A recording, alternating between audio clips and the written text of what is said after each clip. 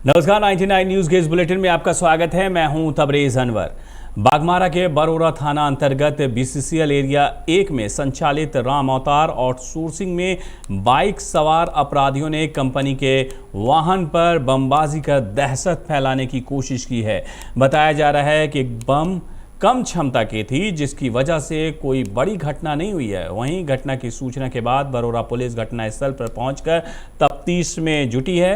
हालांकि घटनास्थल से किसी प्रकार के साक्ष्य नहीं मिले हैं, जबकि कर्मियों ने बमबाजी की बात कही है। घटना के बाद से कर्मियों में दहशत का माहौल है।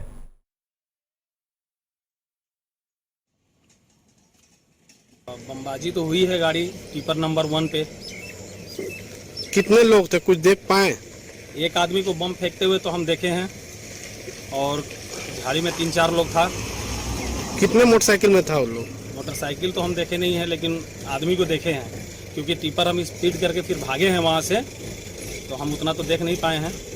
तो गाड़ी में उस समय आप अकेले थे कि और भी कोई था? हम थे, मेरे साथ एक कंपनी का कार्यरत लड़का गुड्डू यादव जो मेरे साथ बैठा हुआ था, खाना खा करके आ रहा था और मेरी गाड़ी से आया और साथ में ही था। किस कंपनी में आप काम करते राम हैं? अवतार प्राइवेट लिमिटेड में। क्या काम करते हैं आप?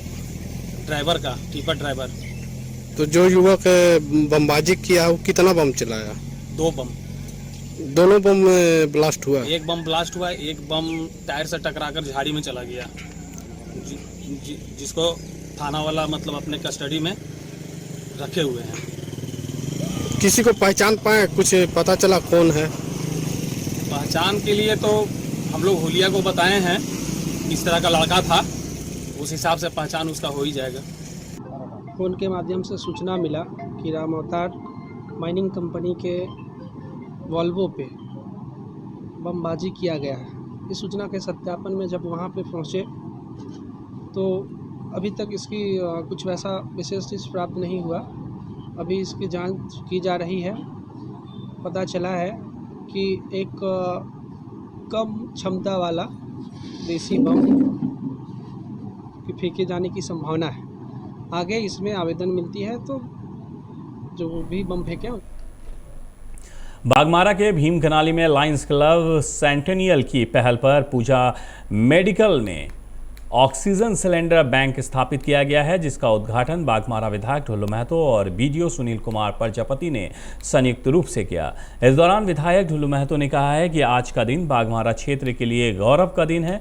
बागमारा क्षेत्र का पहला ऑक्सीजन सिलेंडर बैंक का शुभारंभ हुआ है। इस बैंक के खुलने से इस क्षेत्र में लोगों को ऑक्सीजन की कमी से मौत नहीं होगी। लायंस क्लब को हम लोग सब्सक्रिप्शन देते हैं। पूजा मेडिकल के तत्वाधान में हमारे लायंस क्लब के द्वारा आयोजित जो आज कोरोना महामारी में जो गैस का बहुत प्रॉब्लम था, आज इन्होंने सिलेंडर गैस का मतलब ये oxygen gas cylinder oxygen gas का इन्होंने इकट्ठा करके किसी भी तरह का प्रॉब्लम समस्या अगर इस क्षेत्र में आता है तो लायंस क्लब के द्वारा उसे वहाँ पे सेवा के भावना से पहुँचाया जाता है और उनको सहयोग किया जाता है, ताकि इस क्षेत्र में किसी प्रकार का कोई ऑक्सीजन गैस की कमी के चलते किसी तरह का कोई घटना दुर्घटना ना हो। इसके लिए लायंस क्लब हमें कह सकते तत्परता से काम समाज के बीच में कार्य कर रहा है। निश्चित तौर पर आज बागमारा लायंस क्लब हमारे बहुत ही एक्टिव हैं और इनके द्वारा इस कोरोना महामारी में 2 साल के दरमियान बहुत सारा काम इन लोगों के द्वारा किया गया है। इसलिए बागमारा के तमाम जनता की ओर से इन लोगों को मैं साधुवाद बधाई देते हैं और मैं भगवान से प्रार्थना करेंगे इनको और शक्ति बढ़े। और तीर्थ यात्रा से वापस लौट रही लक्ष्मी ट्रैवल्स की यात्री बस गोविंदपुर के अंबोना मोड़ के पास अनियंत्रित होकर पलट गई, जिससे 1.5 दर्जन यात्री घायल हो गए हैं। बताया जा रहा है कि ब्रेक और गियर फेल होने पर ड्राइवर और खलासी चलती बस से यात्रियों को भगवान भरोसे छोड़कर कूद गए, जिसके बाद बस अनियंत्रित होकर सड़क के किनारे खाई में जा गिरी। यात्रियों को लेकर बस पश्चिम बंगाल के नदिया जा रही थी। बस यात्रियों को मथुरा, वृंदावन, काशी, स्वर्ण मंदिर, अमृतसर, गया समेत कई तीर्थ स्थलों से भ्रमण करा के बस वापस लौट रही थी। बस में 68 यात्री सवार थे। सभी घायलों को SNMMCH में भर्ती कराया गया है। घायलों में कई यात्रियों की हालत गंभीर बनी हुई है। निरसा के गल्फरबाड़ी ओपी क्षेत्र के ग्यारकुंड उत्तर पंचायत निवासी अख्तर हुसैन की पत्नी पिछले 9 दिनों से अपने घर से लापता हैं, जिससे महिला का पति और दोनों बच्चे काफ़ी परेशान हैं। अख्तर ने अपने स्तर से पत्नी की काफ़ी खोजबीन की, पर उसका कोई पता नहीं चल पाया। पंचायत के मुखिया काकुली मुखर्जी से भी अख्तर ने मिलकर ढूंढने की गुहार लगाई है। अख्तर ने बताया है कि 29 सितंबर की सुबह 5:30 बजे घर से ये कहकर निकली कि वो मुगमा में जॉन्डिस का इलाज कराने जा रही है। उसके पास मात्र 150 रुपये थे। वहीं टेम्पो पर बैठकर निकली, परंतु आज तक घर नहीं लौटी। उसका मोबाइल भी बंद है। वो ऑरेंज कलर का सलवार सूट और काले रंग की ओढ़नी पहनी हुई है। मां के घर नहीं लौटने से 14 साल का बेटा इरशाद हुसैन और 9 साल की बेटी सना का रो रो कर बुरा हाल है।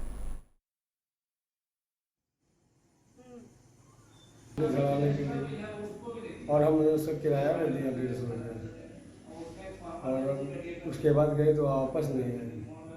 तो हम लोग बहुत जगह छानबीन के खोज खाज के मिला नहीं। फिर हम थाना में एफआईआर करवाए, फिर वहाँ से कोई रिजल्ट। इनमोसा का 66वां स्थापना दिवस आज भौरा में बड़े धूमधाम से मनाया गया। इस दौरान एक कार्यक्रम आयोजित कर इस वर्ष जो सदस्यों ने उत्तम कार्य किए हैं और उनका योगदान सराहनीय रहा है, उन्हें इनमोसा के पदाधिकारियों ने सम्मानित किया।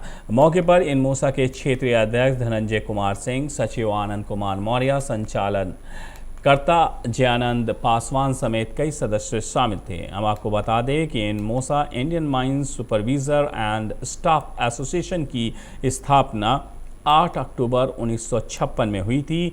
ये संस्था आज भी कोयला खदानों की सुरक्षा के लिए कार्य कर रही है। एक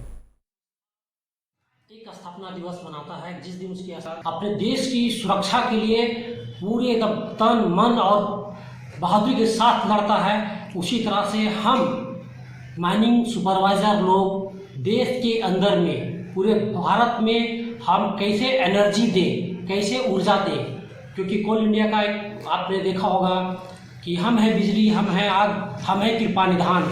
तो हम इस देश का हम भी एक कृपा निधान की तरह काम करते हैं और पूरे देश को रोशनी जागृत करते हैं। उपस्थित हो जाते हैं। साथ ही साथ इस कोल इंडस्ट्री को बढ़ाने में, पूरे देश को ऊर्जा प्रदान करने में हमारे पूर्वी झरिया क्षेत्र के सभी सुपरवाइजर अपना एकजुट होकर कार्य करते हैं।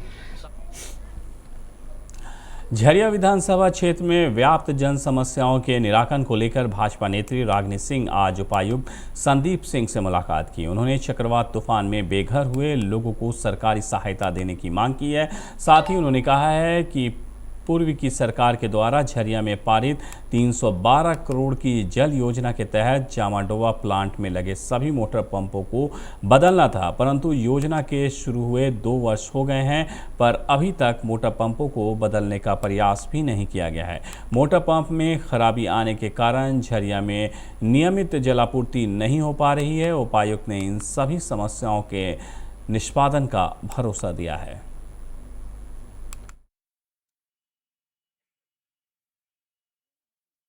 भारतीय जनता पार्टी की ओर से सभी 5 मंडल यहाँ उपस्थित हैं और बारिश की वजह से जो घर से बेघर जो लोग हो गए हैं, आज 10 दिन से लोग सामुदायिक भवन में हैं। तो सबसे पहले हम लोग मांग रखे कि उन्हें जल्द से जल्द घर दिया जाए ताकि सब लोग अपने घर में सुरक्षित रहें। और झरिया में कई जो समस्या हैं, जो सीओ के लापरवाही से जो सही तरीके से उन्हें खाना और अनाज नहीं मिल पा रहा है, राशन नहीं मिल पा रही है, उस बातों पे हम लोग डीसी साहब को जानकारी दिए। और बहुत सारे जो भी समस्या है झरिया में, जो सड़क काफ़ी जंजाल हो चुकी है, उस पर भी हम लोग जानकारी दिए। और कुछ बंगला 1 साल से काफ़ी लोग परेशानी झेल रहे हैं। जो रेलवे का ओवरब्रिज बनाने के लिए 1 साल से बंद करके जो रखे हुए हैं, वहाँ के लोग हमें जानकारी दिए कि 1 साल से बंद होने के कारण यहाँ के लोग काफ़ी परेशानी में हैं। बागमारा के बसंती चौक पर स्थानीय ग्रामीणों ने छाई ढुलाई को बाधित कर प्रदर्शन किया। ये छाई ढुलाई चंद्रपुरा से जीटी रोड में निर्माण कार्य के लिए किया जाता है। ग्रामीणों ने आरोप लगाते हुए कहा है कि हाईवा से अनियमित तरीके से छाई की ढुलाई की जा रही है। ढुलाई के क्रम में छाई सड़क पर गिर जाती है, जो आने जाने वाले राहगीरों के लिए परेशानी का सबब बना हुआ है।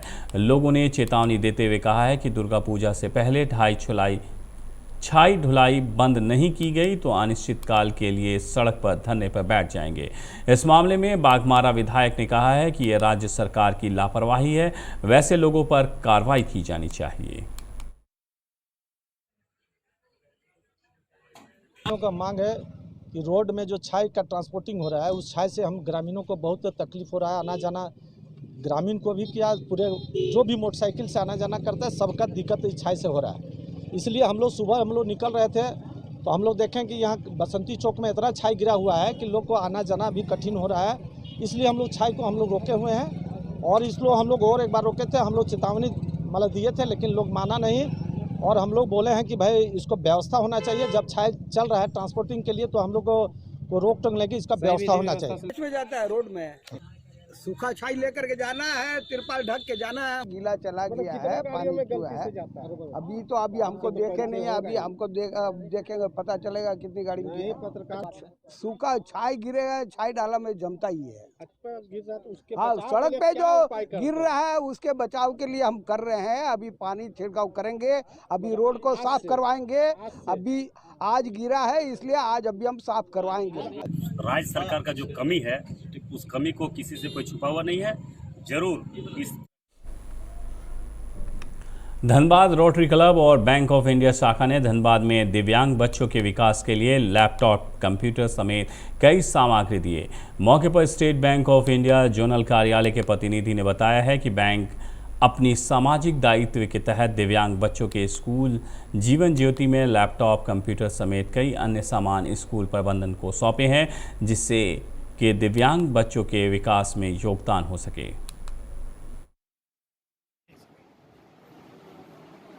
स्टेट बैंक की तरफ से CSR योजना के अंतर्गत हम लोग डोनेट कुछ किया है बच्चों के लिए, विशेष रूप से कंप्यूटर, लैपटॉप और जो भी है और एक और चीज़ की बहुत अच्छा लगा। धनबाद के मनईटांड़ गांधीनगर में कई लोगों को कोरोना वैक्सीन का टीका लगाया गया। ये शिविर विधायक राज सिन्हा और छात्र संघ के पूर्व सचिव सपन कश्यप के सहयोग से लगाया गया। विधायक राज सिन्हा ने लोगों से दुर्गा पूजा त्यौहार को देखते हुए बिना मास्क पहने घर से नहीं निकलने की अपील की है। उन्होंने कहा है कि आगे भी कैंप लगाया जाएगा। नंबर 31 गांधीनगर के सब्जी बागान रविदास मंदिर में कोरोना वैक्सीन कैंप लगाया गया, जिसमें 200 लोगों ने वैक्सीन दिया गया। और मैं सर्वप्रथम प्रधानमंत्री नरेंद्र दास मोदी जी को धन्यवाद देना चाहता हूं, जिनके सौजन्य से आज पूरे भारत देश में कोरोना वैक्सीन का।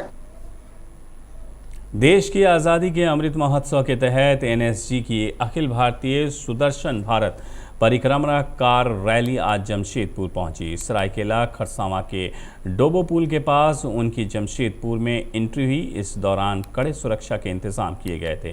इस दौरान कड़ी सुरक्षा के बीच मैरिन ड्राइव होते हुए इस रैली को आर्मरी ग्राउंड लाया गया, जहां टाटा स्टील के अधिकारियों ने उनका स्वागत किया। इस दौरान लोगों में काफ़ी उत्साह भी देखा गया। आम लोग शनिवार को सुबह 9 बजे जमशेदपुर के बिष्टुपुर स्थित गोपाल मैदान गोल चक्कर के पास से इस रैली को देख सकते हैं।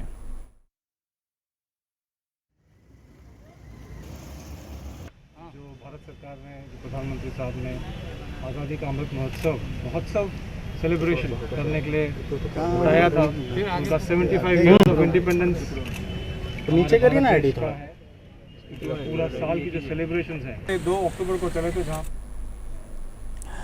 99 न्यूज़ के इस बुलेटिन में मेरे साथ इतना ही। मुझे दीजिए इजाज़त। अपना बहुत ख्याल रखिएगा। नमस्कार।